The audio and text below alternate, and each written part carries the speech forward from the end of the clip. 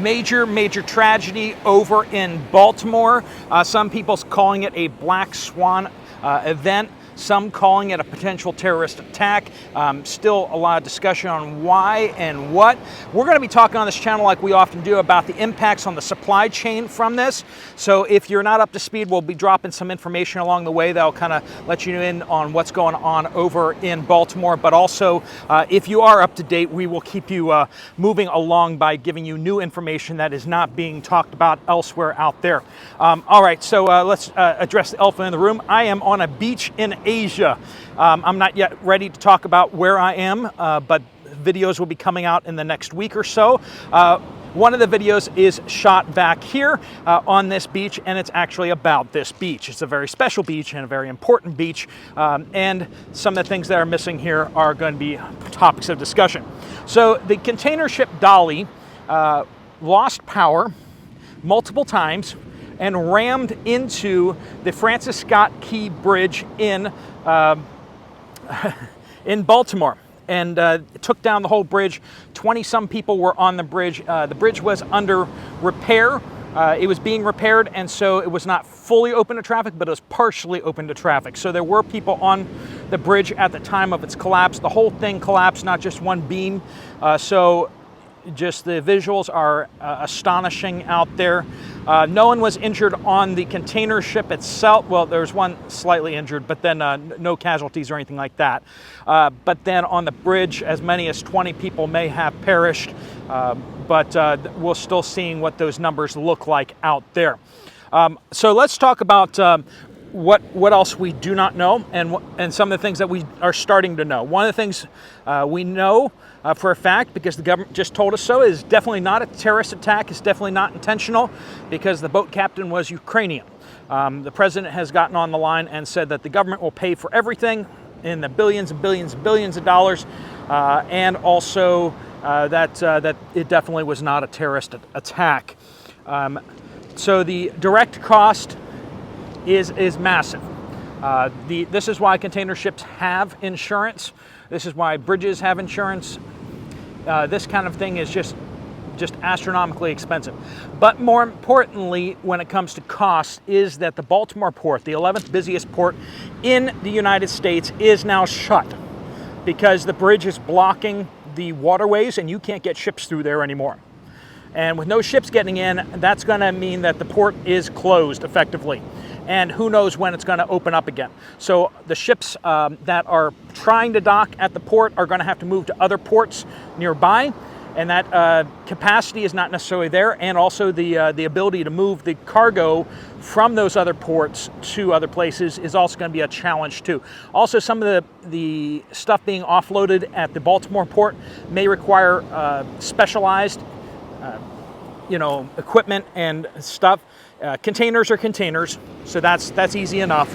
But when we're talking about autos, vehicles, they need special ramps and everything like that to get off certain ships. So whether they will be able to replace that relatively soon is a topic of discussion. So that is one of the things that is a big issue with the port, is vehicles. They bring a lot of vehicles from Europe in through the Baltimore port. Vehicles such as Mazda, Mercedes, Subaru are impacted the largest. That's the biggest dollar amount values that we're going to be seeing out there. So they're going to have to find other ports to bring their stuff in. But then in addition to that, also this thing is going to probably impact more of you in the near term than anything else. Domino Sugar has their big refinery right there in Baltimore. They had a fire not too long ago, and that impacted sugar supplies across the United States. So this port issue is potentially going to cause sugar issues across the United States as well. So Domino Sugar not being able to ship out of the port, it's going to have to be going out through rail or through trucks. That could seriously impact the availability there. Coal, Consol does coal, and their stock price dropped 10% when news of this came out, because their major port is not available anymore, and so that's a big deal right there. 10% of their stock price down. They mine coal and then they ship a lot of it overseas still. We're exporting a lot because nobody's allowed to burn it here in the country anymore because of stupidity and other reasons. But that's going to be a problem there. All their coal facilities and their stockpiles and stuff like that are in Baltimore. So that may pile up and cause them significant financial problems. But the supply chain issues won't actually impact the United States there.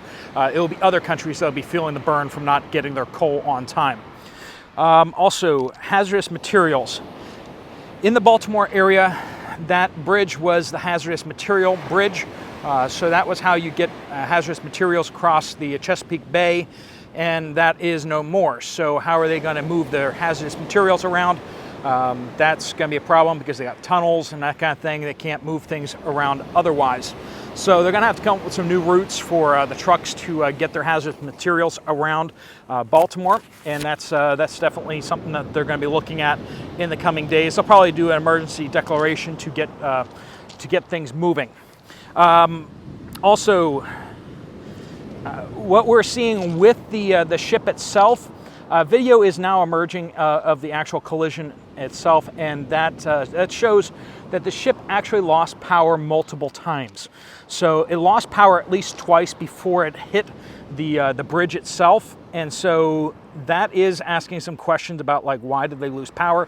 How were they able to get power back on but then lost it again? And then there's also the question of whether they dropped anchors in time, because they should have been able to drop anchors and avert this collision. They just thought that they could get control back again. I don't know. I was on a ferry in Vancouver, actually, and they actually had to do an emergency dropping of the anchor because they had problems there, and that was an exciting event. But that's what anchors are for. And when you lose control, they were coming out of the port, they lost control, and they did not deploy anchors fast enough or at all. But I think we're seeing some splashes on the front of the ship, like they deployed the anchors, but too late. Some of the conversation out there is talking about cyber attack potentially, that this could have been a cyber attack. Now, what I will say is that the timing of this is extremely interesting, isn't it? So we had the day of mourning in Russia on Sunday, and I said before that we need to see what happens on Monday, because that's when they would do a retribution strike.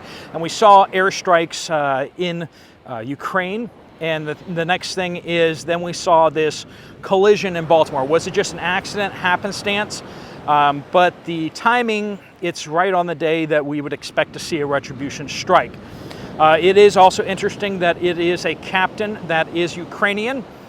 Not to say that he necessarily did this on purpose or whatever, but that is another interesting thing that we're noting there. Whether the ship was targeted for attack because there was a Ukrainian captain, or whether it was due to the Ukrainian, I don't know. I'm just throwing out questions there, and questions need to be asked, and especially with the timing of this. Was this a Russian retribution? I don't know. But in addition to all that, we need to be just looking at the supply chain issues that this causes, and then, of course, asking the question, is this going to happen again? Could this potentially happen again? Are there, if we have one port down, is that going to cause other problems? That's going to cause other ports to be more congested and have issues that way. So that's definitely an impact we're going to be looking at. Now, a bunch of you probably still looking at the background there.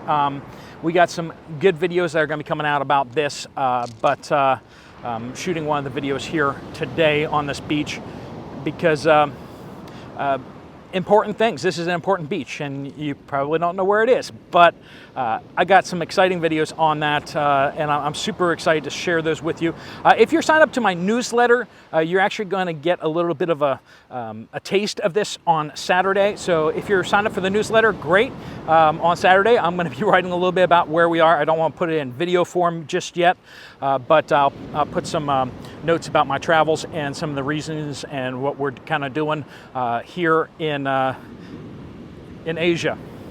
But anyway, so there'll be a link right on the screen to sign up for my newsletter. If you haven't already, if you have and you haven't been getting the newsletters recently, you might been unsubscribed, that happens apparently not only on YouTube, but it happens apparently on MailChimp as well, which we're using. But we have to do that to get around your ad blockers and your spam blockers and everything like that. So, all right, friends, make sure you get in those newsletters. They drop every Saturday morning. They're free, and they keep you connected with me. All right, friends, thanks so much for joining us, and I will see you guys soon on this beach, and I will see you elsewhere as we continue our updates.